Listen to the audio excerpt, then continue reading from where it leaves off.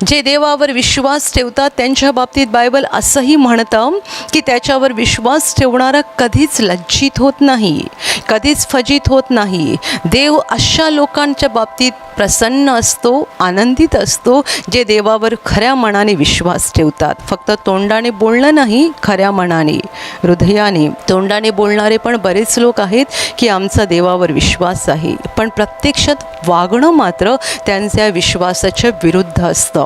देवावर विश्वास आहे असं तोंडाने बोलणं, परंतु वागणं विश्वासाच्या विरुद्ध असणं हे आपल्याला वाचवू शकत नाही. पण ज्यांचा खऱ्या मनाने देवावर विश्वास आहे, जे फक्त तोंडाने बोलत नाहीत तर आपल्या वागण्यातून विश्वास दाखवतात, अशा सगळ्यांच्या बरोबर देव राहतो आणि देव त्यांना विश्वासाप्रमाणे प्रतिफळ दिल्याशिवाय राहत नाही. कारण बायबल म्हणतं की तो विश्वसनीय देव आहे, तो कधीच कोणाला फसवत नाही.